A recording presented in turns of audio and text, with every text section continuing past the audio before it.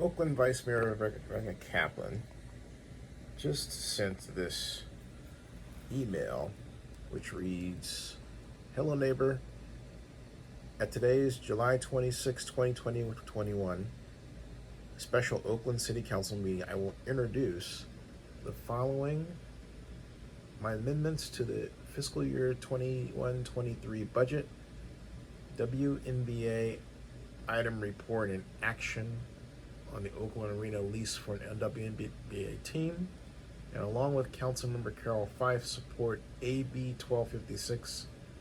I seek to improve the safety and revitalization of the Oakland community through these items."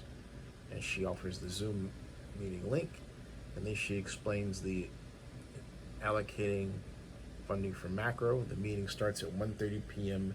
Pacific, 4:30 p.m. Eastern, and she discusses her amendments to accept and allocate $10 million of additional state funding, which that she requested I successfully, it's a typo, requested on behalf of the Oakland community to fund Oakland civilian crisis responders macro. The funding will allow Oakland to better launch macro as a well-resourced program of civilian crisis responders. And she goes on the detail about the contacts there and her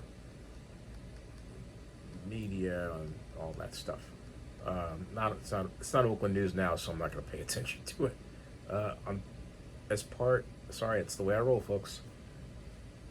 As part of my role, she writes, on the Oakland Alameda County Coliseum Joint Powers Authority, she scheduled a report from the executive director, Henry Gardner, regarding the WNBA team lease that they're working on as part of the process of getting a WNBA team for Oakland.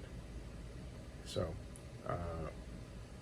she explains that the process of negotiating lease with the African American Sports Entertainment Group to bring a Women's National Basketball Association team to the Oakland Arena was unanimously voted on July 16th, 2021.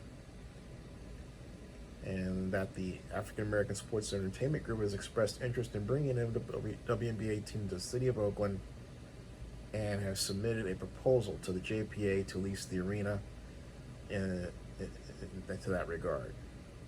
And explains that AASEG is an Oakland-based group focused on creating economic opportunity for the Black community in East Oakland and using the Coliseum complex as a vehicle for economic equity and social justice. The agenda item provides an opportunity to receive a report from Henry Gardner, Executive Director of the JPA, on the status of negotiations with AASEG.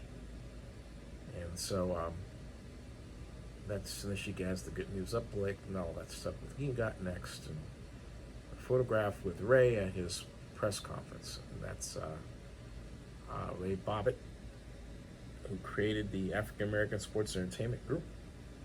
And so there you go. All right.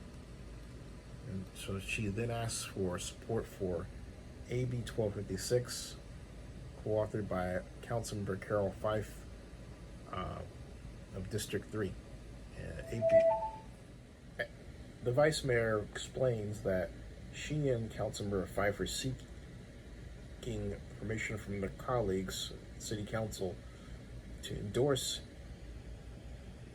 get them to endorse AB 1256 and urge the California State Legislature and Governor Newsom to support the enactment into law.